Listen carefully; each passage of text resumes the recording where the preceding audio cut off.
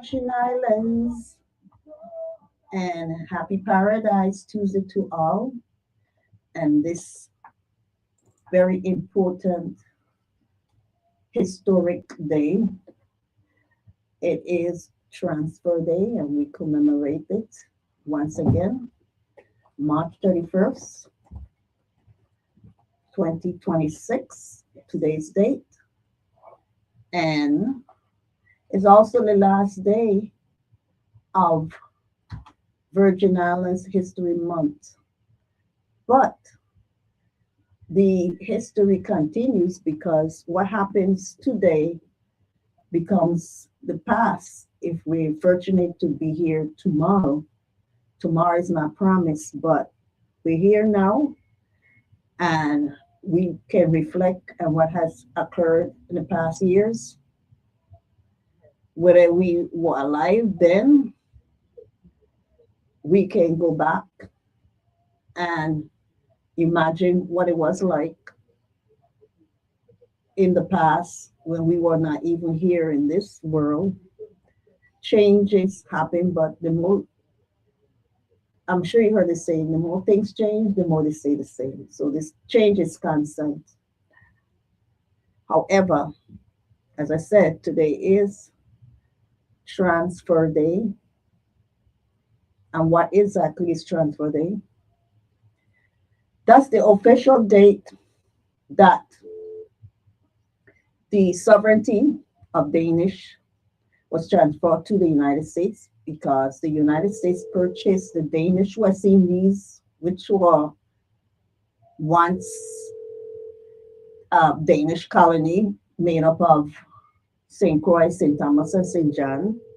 Well, the United States purchased the Danish West Indies, and eventually what happened is it was a process.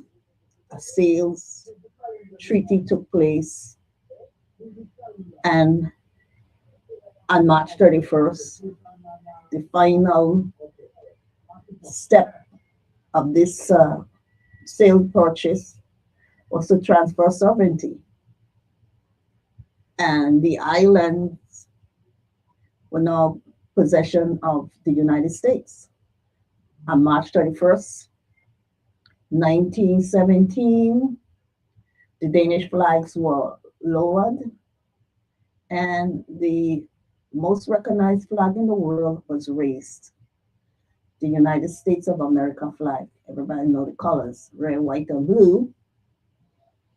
But once upon a time, the Danish flag flew over here because the Danish government governed these islands.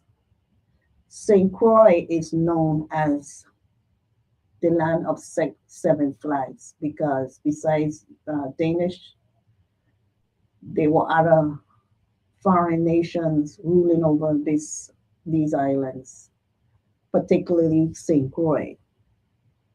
So we have the first flag, of course, if you want to put it in chronological order.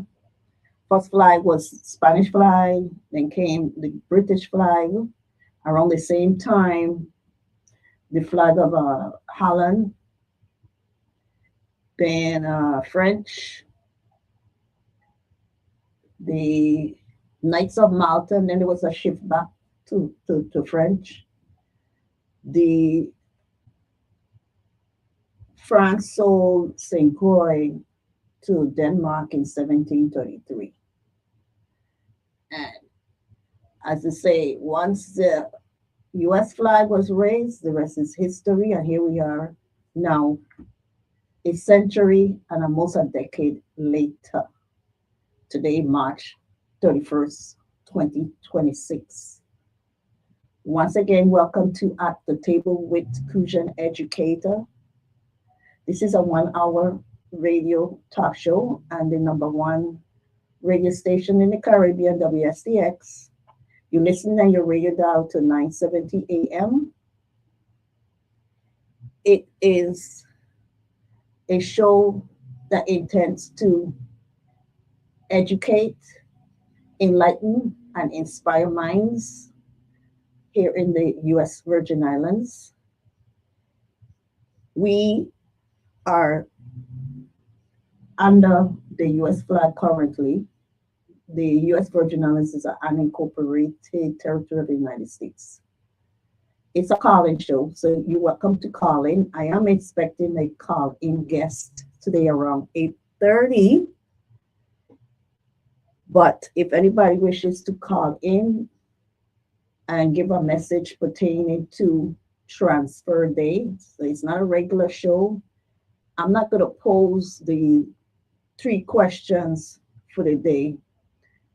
I'm just in general, if you're interested in making any remarks concerning transfer day, which is being commemorated today, you're welcome to do so. The numbers are 340-773-0390 or 340-773-0490. Just in general, what's your thought about transfer day? Are you going to be celebrating it or commemorating it? I haven't heard anything. I haven't seen anything in the news pertaining to transfer day. Interesting, but we have a lot going on. I am going to, as we await the guest, let me read this open editorial and the source. During Virgin Islands History Month, we remember why history must be protected. And this is an opinion written by Cara Burke, who is the head of the Democratic Party, the chair of the Democratic Party. And if I have the incorrect title, anybody call in and correct me, I'm not perfect. We all are entitled to our own opinions, views, theories, dreams, conclusions,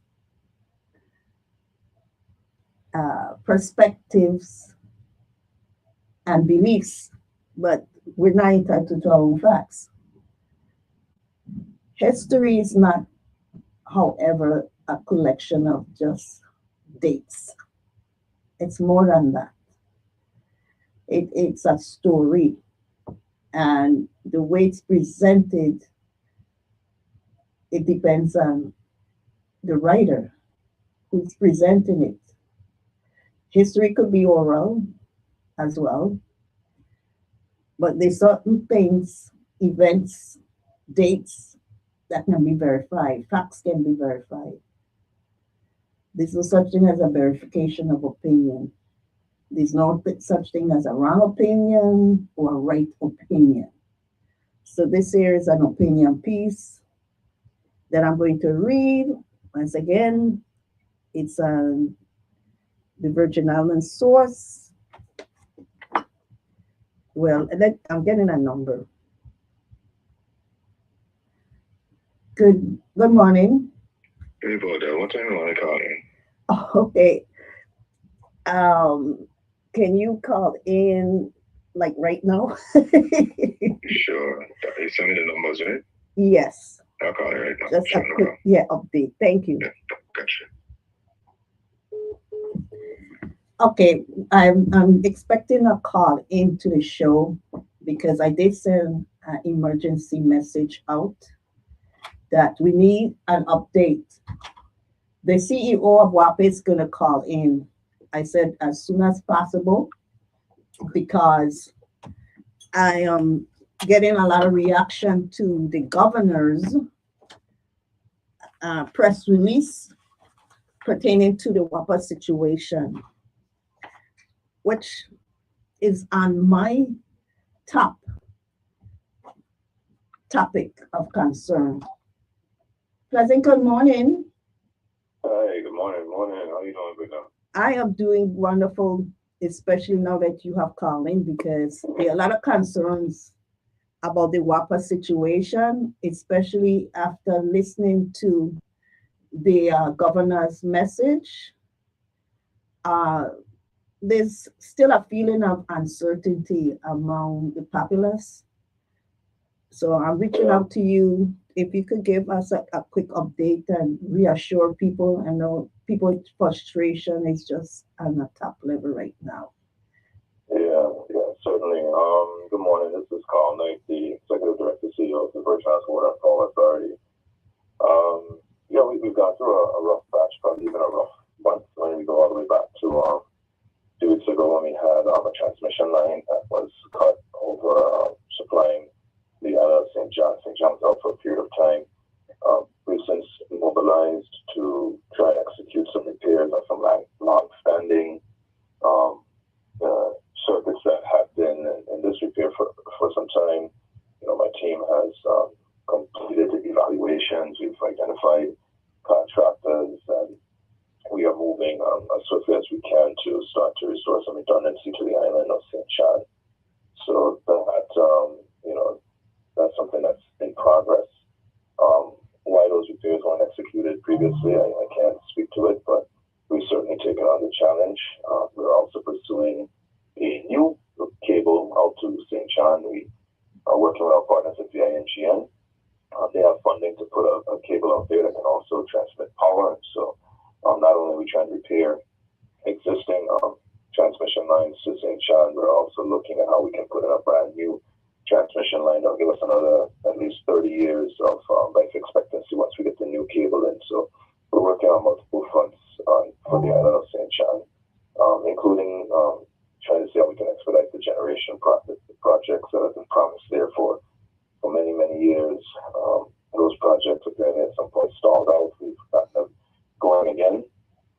But now we're looking at seeing how we can even expedite them further along than where we are right now. So we're working on those solutions. Over in St. Thomas, we had some issues going back a couple Thursdays ago. One of our gas turbines did suffer some damage. It had an electrical fault, and when it abruptly shut down, it did also damage some other component parts. We've executed repairs. We had a few false starts. There was a malfunctioning motherboard that, these units are very sophisticated, a lot of technology into them. Even though this generator is vintage 1980, it still had some electrical component parts that we needed to pay attention to. We were getting these false alarms. And so while we got the unit started last Friday and we thought we were good, about 24 hours later it went down. Saturday night, we did some repairs. We identified one of the electrical components that we thought was the source of the problem, but 24 hours after that, Sunday night, it went down again. And every time it trips, it takes the rest of the generators that are online and took those out with it. So we would have island-wide outages in the St. Thomas district Saturday night and Sunday night. It actually tripped again at around 2 a.m., 3 a.m. Monday morning. And so we spent all morning trying to restore.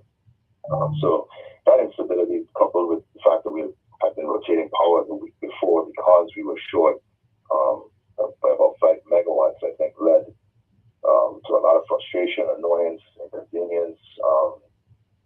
Clearly it was a less than an ideal situation. Not as bad as hurricane times, but blue weather, blue skies, just quite disturbing for our customers. And so we realized that, and that wasn't lost on us. I always remind everybody that my employees are customers too, and they have friends, neighbors, family members that are always in their ear. So they're keenly aware of what happens in this community and the inconveniences. We did get the unit repaired yesterday, so fingers crossed, asking for the praying folks that and pray that we found a solution. It's a permanent solution to the repairs of that generator, but that generator is at a point where it does need to be retired. It's showing other signs of just age and wear and tear. It's in need of a major overhaul. And it's now out of production. So even finding spare parts and those sort of things have become problematic for us with that generator. We've actually been poaching parts off of a previously retired generator over in St. Croix to replace the components that have failed on that generator in St. Thomas. Our guys have gotten it up and running. We have some stability back in the St. Thomas district as of yesterday afternoon. There are probably going to be nuisance outages here and there, but nothing as catastrophic as what we've experienced over the last 2 weeks. We're moving quickly to put some additional maintenance repairs on that unit. And there's our 2 other large units in St. Thomas, Unit 23, Unit 27. We're trying to get at least one of those back before the end of April. So we're trying to hasten those repairs as well. So we're moving to try and we're not at a place where we want to be as far as redundant generation in St. Thomas. So we're moving as quickly as we can to build back some redundancy in our generation on St. Thomas. And of course, all of this in the backdrop of working with our partners at FEMA, Office of Disaster Recovery, to get replacement generation into the Harvey plant as well as Richmond on St. Croix. Those projects, they're very close to signing a contract with a contractor, negotiating with a company called RG Engineering. And I've seen the back and forth, so I know that they're very close on terms, and hopefully we'll be executing that contract in the very near future, as in like the next week or two. So we're working with them and hoping that they can get that across the finish line so we can start launch a project for the new generation in the Harvey plant, new generation in the Richmond plant. And most importantly, that will allow us to actually put in some interim generation solutions, some temporary trailer-mounted generators that can supply energy rather quickly. They're not efficient, they're not permanent, their air emissions probably would exceed required standards, but they can at least give us some short-term relief while we work towards the long-term fixes. Well, I thank you for that update. In my opinion, you and your team are doing everything humanly possible to address the situation, but the things beyond your control, and some people may not understand. They're expecting a superhero. I don't know. Some whopper Superman from somewhere supposed to come and fix everything. But I have been getting a lot of alerts concerning earthquakes. And I'm wondering if that has any impact on maintenance and repair of these lines and generators and so forth. Earthquakes are catastrophic. We don't need an earthquake. I know, but I've been getting alerts. They've been happening. For a variety of reasons. I've always questioned whether some of the construction really is built to withstand the type of seismic activity that we can get. And I'm talking about residential construction, especially in the St. Thomas St. John district. I do worry, as a structural engineer myself, I do worry about how some homes were designed and constructed. But as far as the Water and Power Authority, certainly every time the earth, even any little tremor, usually results in leaks, especially on the older ductile iron pipe. They're already fragile, they're already in a fragile condition. So usually when you see little tremors, even if it isn't a direct hit, if you feel it, the pipes felt it 10 times over. They're on the ground and we feel every little shake, every little quake, and we usually have several leaks to repair the next morning or the next day. So yeah, the water distribution system certainly be impacted, and our units are very, the generator units are, these are big machines, but they're very fine-tuned precision engines. Vibrations they have dampers to control vibrations, and any significant vibration will knock them offline and potentially damage the rotor and other spinning parts. So that's always a concern and a worry. So while there are foundations and are built to absorb vibrations, they themselves have dampers. Any major shaking could create some potential mechanical damage. I don't even want to think about that because anything that's online spinning would be subject to that. So that's all. Well, because like I said, you could do everything possible, but you can't stop the force of nature. However, I've been hearing that some vandalism has taken place on the island of St. John, and there's an investigation that's ongoing. Can you comment on that? Yeah, so I mean, I won't get too far into the investigation part, and we've done our part. First, let me make sure everybody understands. This actually took place on the island of St. Thomas. It is the line that connects St. Thomas to St. John, but it took place on the portion of the line that leaves St. Thomas. So a few weeks ago on a Saturday night around 10:30, we lost transmission to the island of St. John. The acting line superintendent, when he responded to see what the issue was, he immediately called his supervisor, the director of transmission distribution, and said that we had been vandalized. He sent some images showing that these were circular cuts. It wasn't the usual blowout of a line like we would experience when it just fails from the inside out. Usually that's what happens with a cable. This, you could clearly see this was a compromise from the outside in. As a matter of fact, when it reached the copper core where the power is transmitted after they cut through the insulation, the minute they touch that copper core, it looks like everything tripped offline. And that was the end of whatever mission they were on. He did file a police report that night immediately. His next call after his call to the director of transmission distribution was to the police department. And then I followed up the next day with both the IPD and Vitima, because I did tell them this is a potential homeland security concern. This is critical infrastructure. And I did ask that they involve federal partners because we are at war. And while that might not be the case, certainly the posture for the nation should be to be ever vigilant about potential compromising of our critical infrastructure. So I did report it to the proper authorities. They are investigating. We did provide them with as much evidence and potential leads as to who could be suspects and who could actually be witnesses. And so they're doing their investigation. Well, thank you for that. And I pray and hope for success of this WAPA, this public utility company, because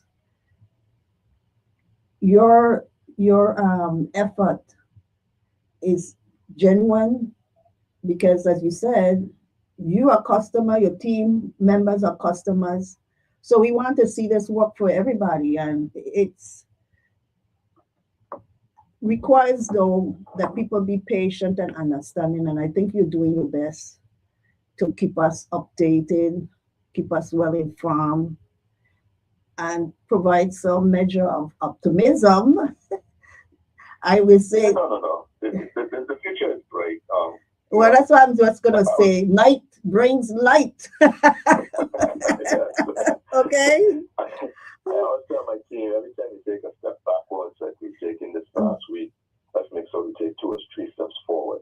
And so, behind the scenes, we're doing a lot of things. We're finishing up the composite poles, which hardens our overhead system. We're burying a lot of lines. I think people have seen that.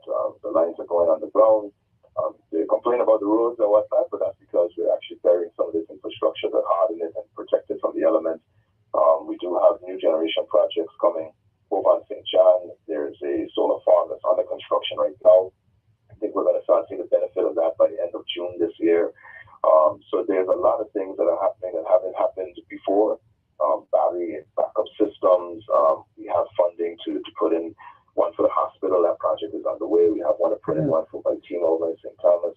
And any more solar farms? Any more plans to be implemented? For solar farms. Yeah. So we have. They're working on the one in for Tuna in St. Thomas. They're going to start working on one in Bovoni, and they've actually started. They're hoping to actually start construction on the one in St. John. I was worried that the St. John solar farm might have fallen by the wayside, but the developer called me, especially right after the town hall we had in St. John. He called me the next day to say, "Look, I'm expediting my plans for St. John. We're going to move on that one so that we can start to help you put a solution in place with people at St. John." And so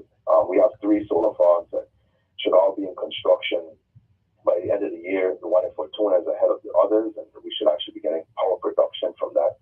Like I said, sometime this summer, probably by the end of June, we should be getting power out to the one in Fortuna. So things are starting to move along.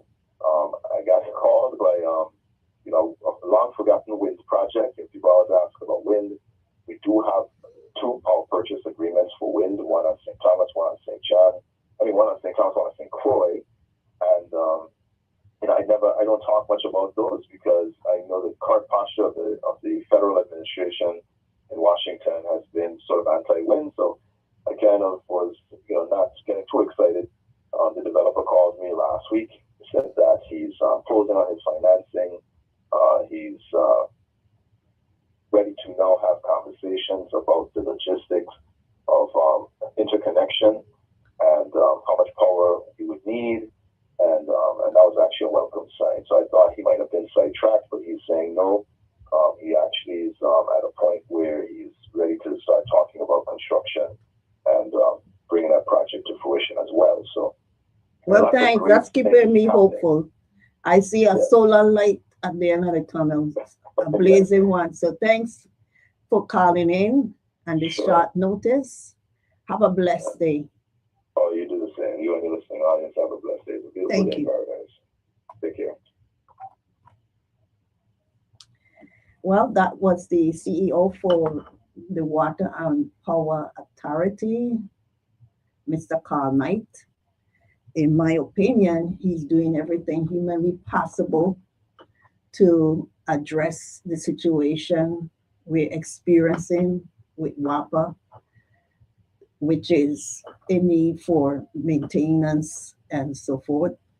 And let's see, do we have somebody else calling in? Yes. Pleasant, good morning. Welcome. Hello. Yes, good morning. I know I told you to call earlier, but we had the CEO of WAPA on. Yes, I heard some of that conversation, which was interesting.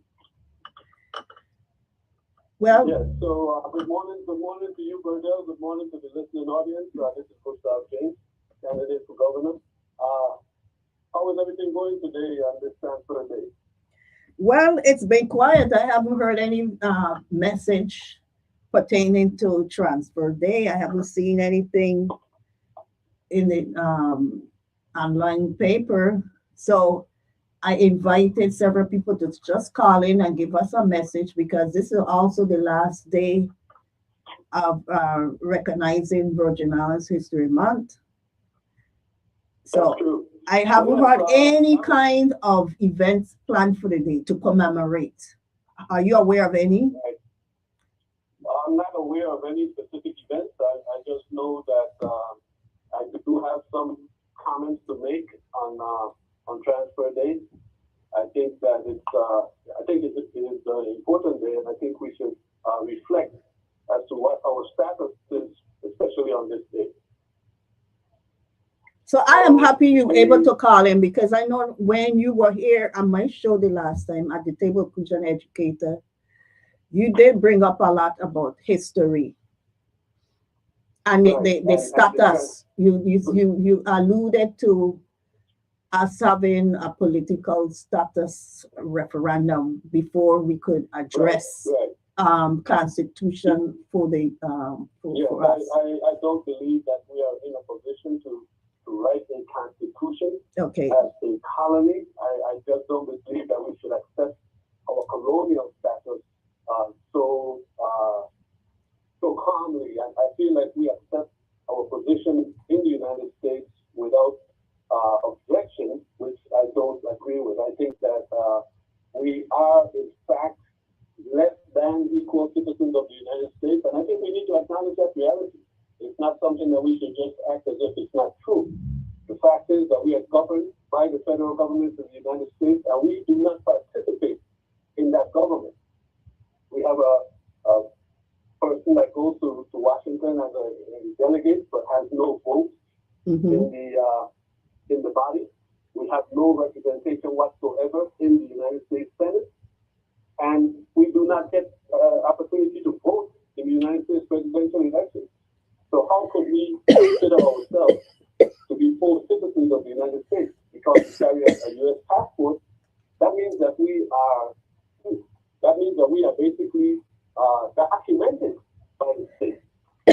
we are documented by the state, but we are not participants in the state. You don't have So full citizenship rights. We have rights, but we don't have Full citizenship rights. Hello? I said we don't have full citizenship right. And some people claim that we are not constitutional citizens. This is a point of view I hear from some naturalized U.S. citizens say that we became citizens by act of Congress, which is true. And they in when you read the U.S. Constitution, it is not applicable in its entirety to the territories. And that's based on some interpretations on the law. But what we have to do, in my opinion, we should be lobbying or pushing for the Constitution of the United States to be amended such that the Virgin Islands, Puerto Rico, and the other territories, including Washington, D.C., such that we, the people of these disenfranchised areas, become full citizens. I think that's something that needs to be addressed. Okay, that's an interesting perspective. This is the first time I'm hearing anybody offer that. And that's what I think is necessary because, brother, I really believe in the United States. And that's why I'm calling in on Transfer Day. I really think that the United States is supposed to be the greatest country on earth. I think that we have the best documents on earth. Our problem as of these recent times is that we are moving away from our own documents. What I'm saying is that the government is not living up to the Constitution that forms the government. And so on paper, it sounds good.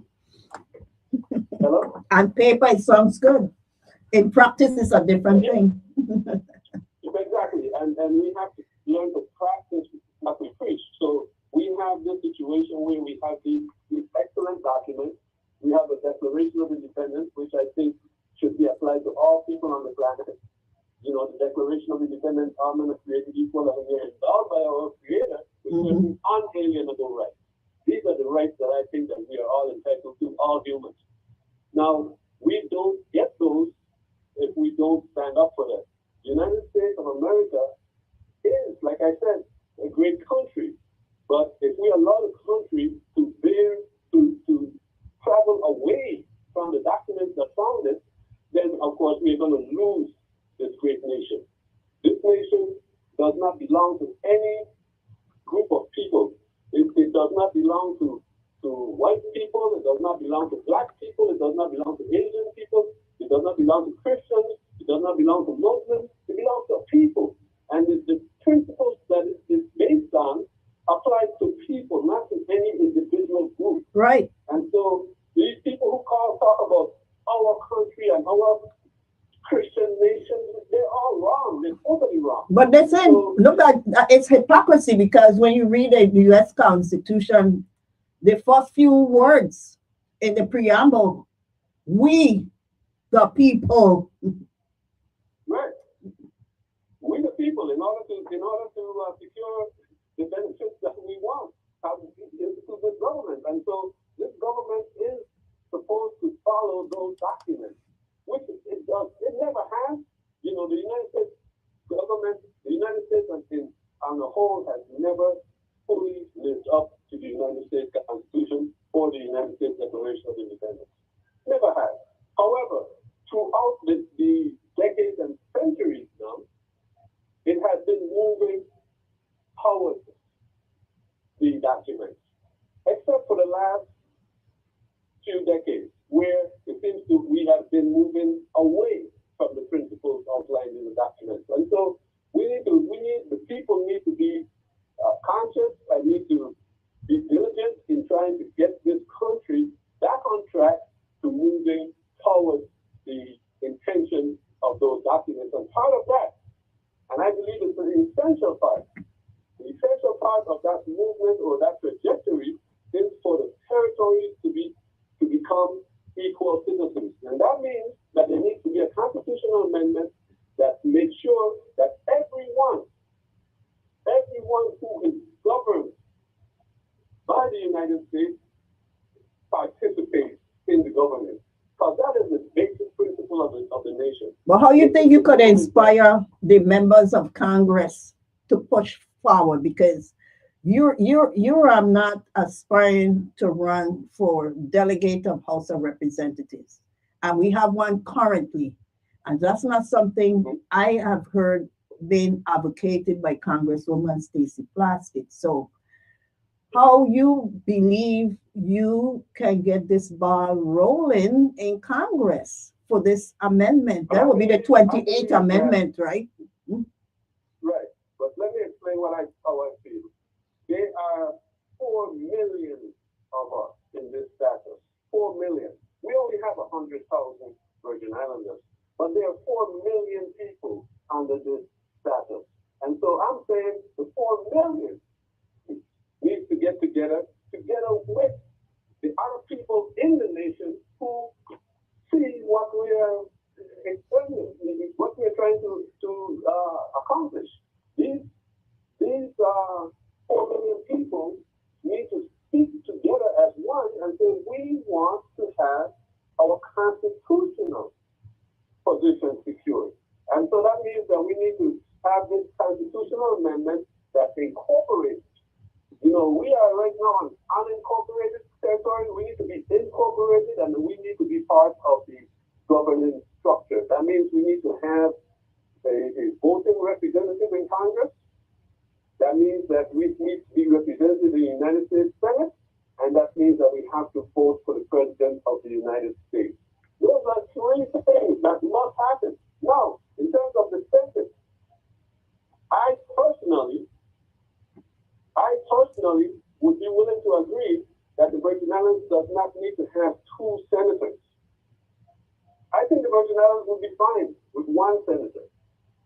I think that 100,000 people having 2 senators, while 40 million people of California also only have 2 senators. Right. I think that can be agreed that we don't really need to have as many senators as California. However, other people who disagree with me say, hey, South Dakota has as many senators as California, you know? Mm-hmm. Wyoming has as many senators as California, where they got less than 1 million people each. So when you look at the difference in population, the United States Senate wipes out population as a factor and just makes it based on each entity having 2 senators. So some people feel like no matter how small we are, we should have the same 2 senators. I personally, just my personal opinion, would be satisfied with 1 senator. But we must have at least 1 senator because we must be a part of the United States Senate in order to be full citizens of the United States. So we got to have both the president, we must be represented in the United States Senate, and we must have our representatives in the United States House of Representatives vote just like everyone else.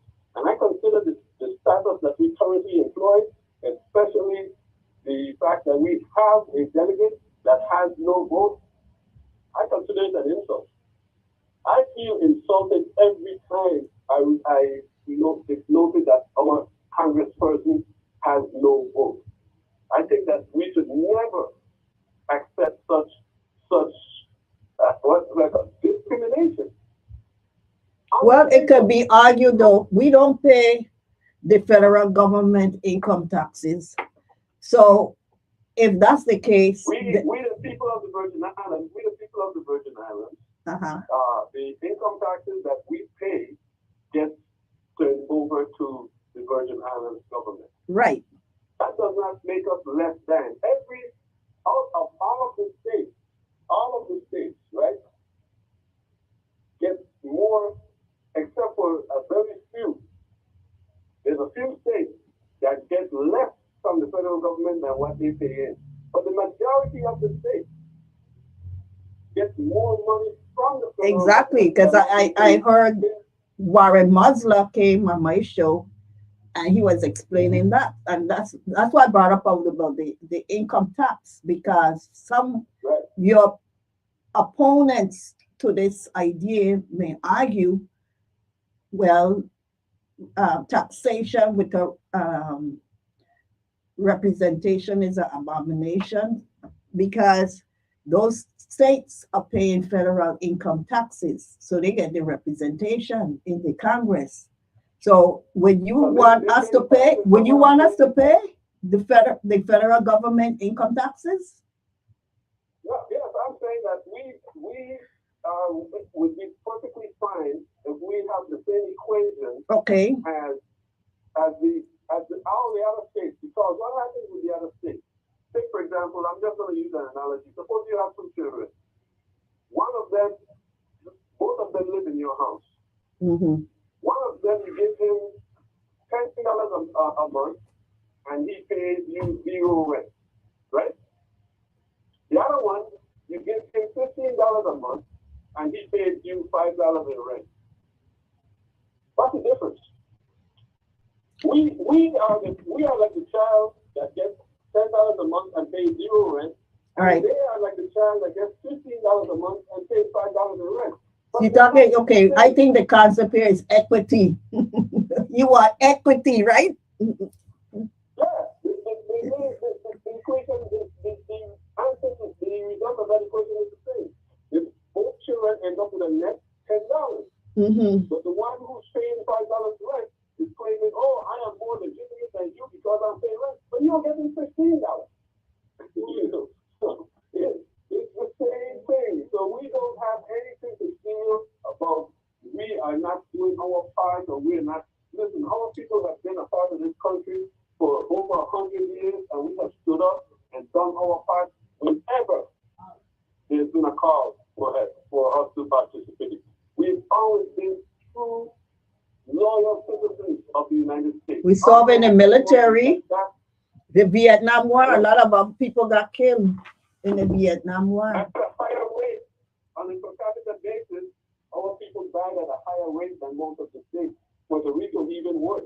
Wow. So we need to be together with Puerto Rico, with Guam, with the District of Columbia, Washington D.C., and American Samoa, North Marianas. We need to all be together and say to the United States government, we need to be treated as equals. We need to participate as equals. We are not satisfied with our less than status. We need to say that.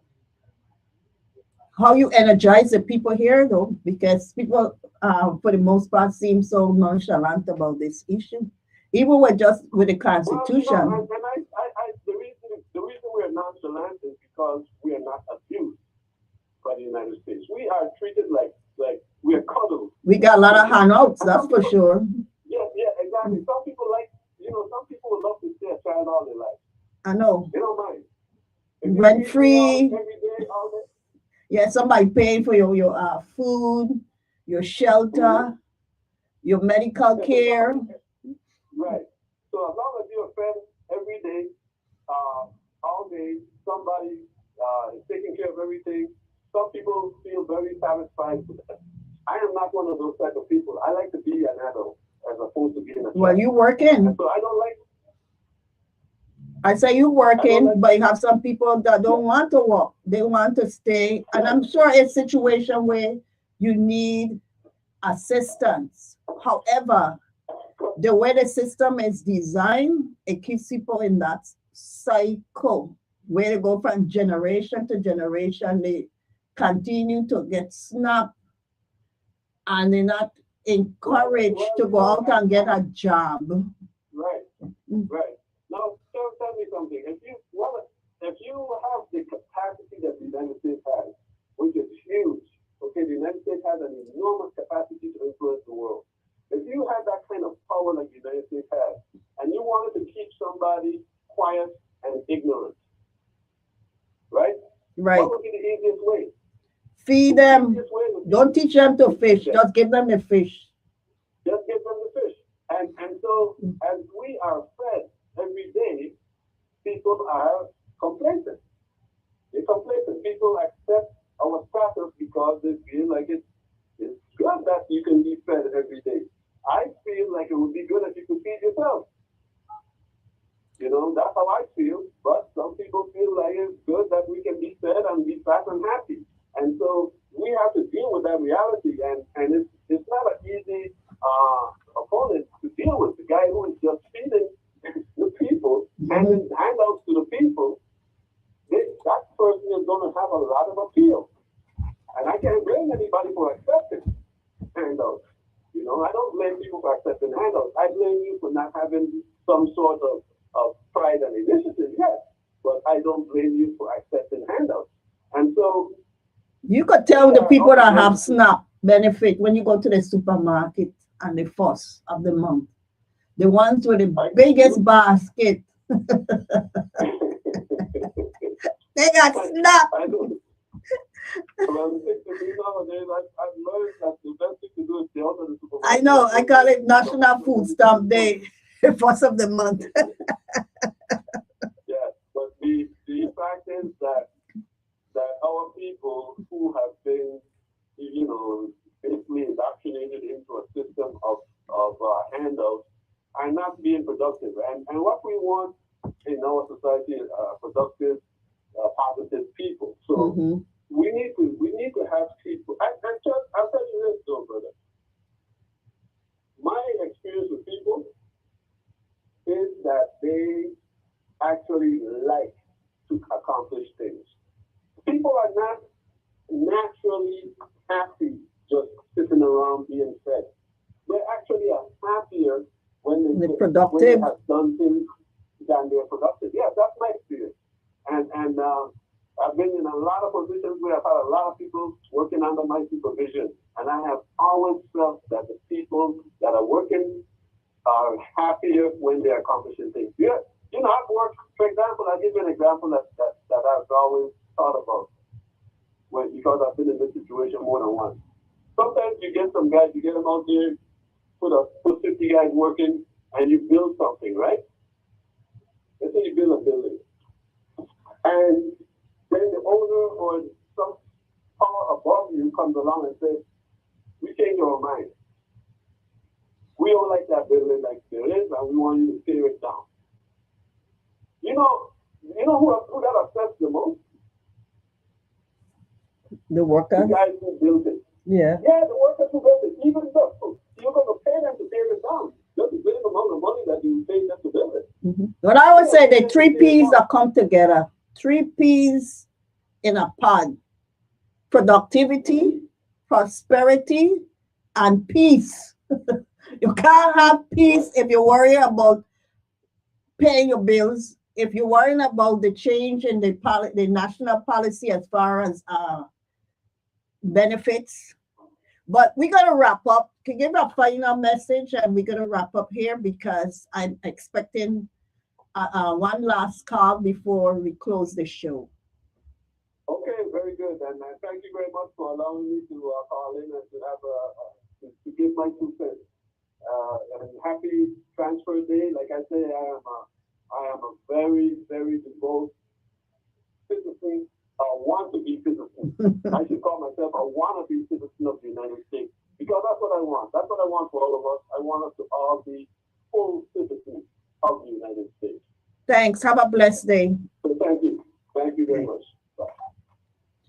Okay, I am hoping to get one last call in to give a message pertaining to this day, this historic day. And so I'm hoping that someone could call in, and let's see.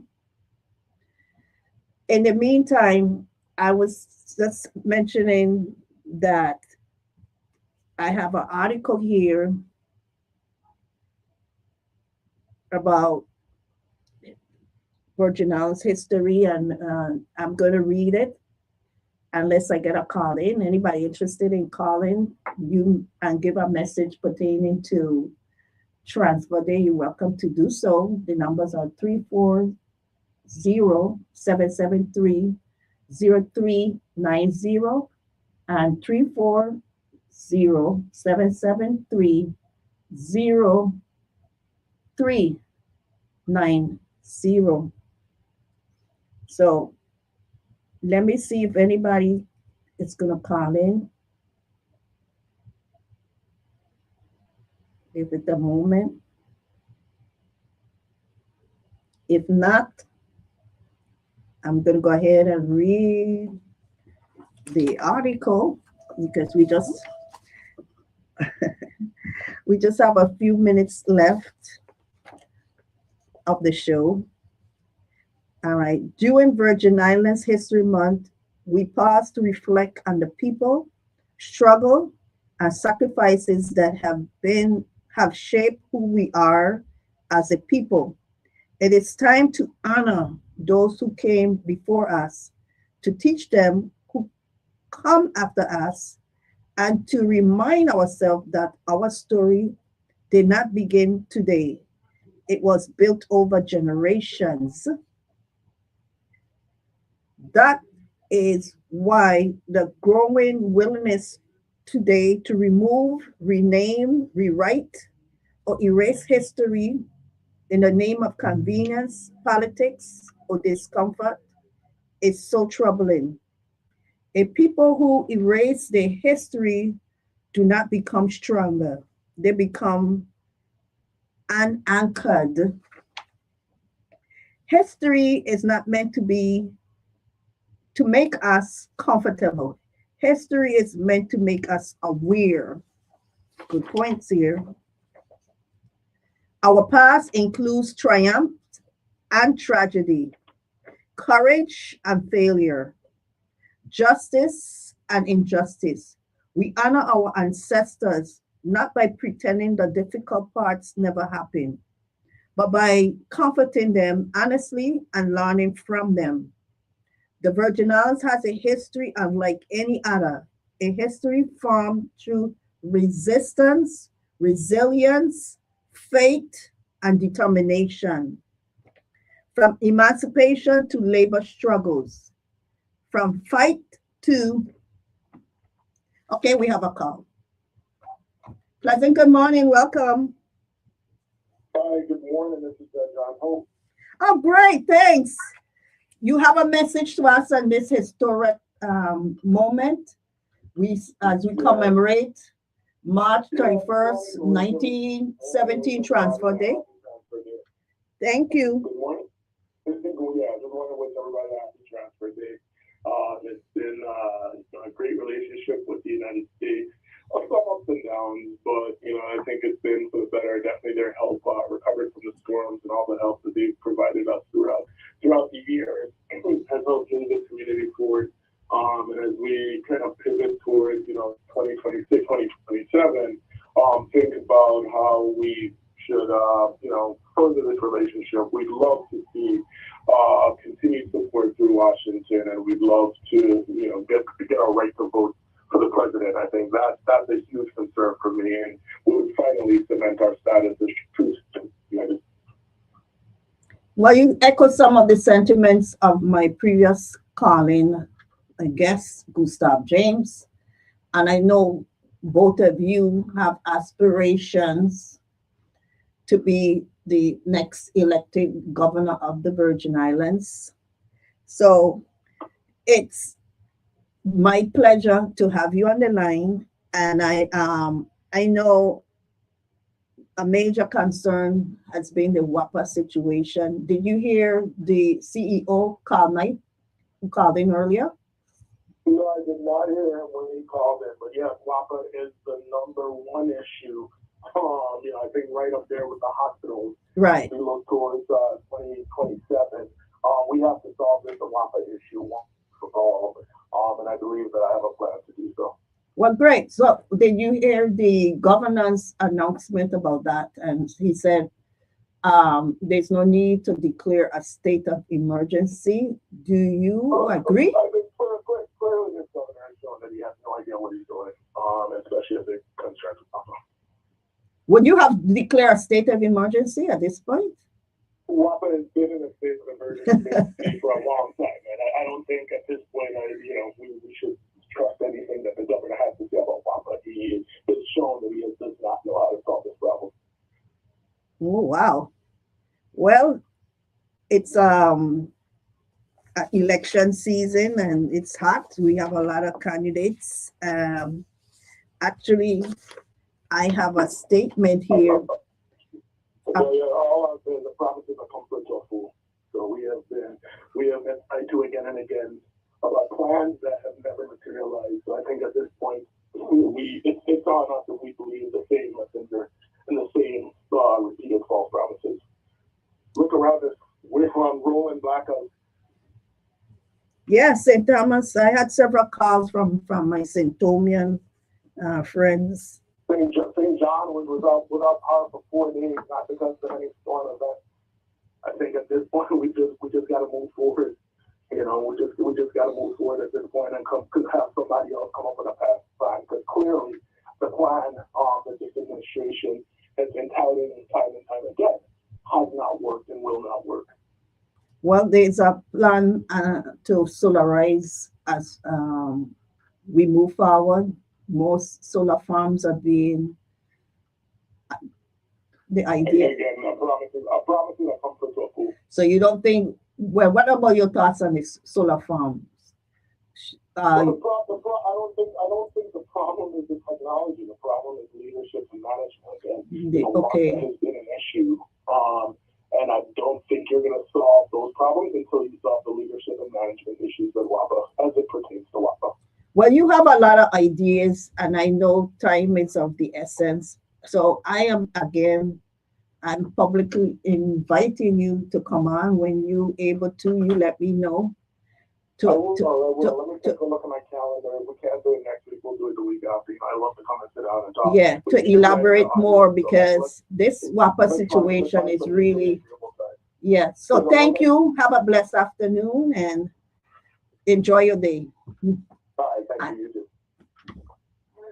And to all, I'm wishing a very productive, prosperous, and peaceful transfer day.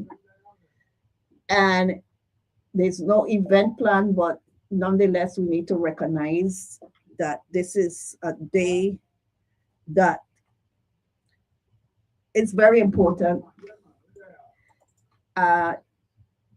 Century ago and almost a decade, we were transferred from Danish to United States. We didn't get United States citizenship until 10 years later in 1927. And at this point, we're still on the path of self-determination because it's an ongoing process. It never stops. We change. They said change is constant. So together we all should pay attention to what's going on. Everybody's important. Everybody can be an elected official, but like the US Constitution in the preamble, we the people. Everything that's happening here in the US Virgin Islands, it impacts every one of us, regardless of your color, your creed, your culture. We're in this together. So once again, thanks for listening. Look forward again to being here the next Tuesday. Be blessed. Live, listen, learn, love, and levitate.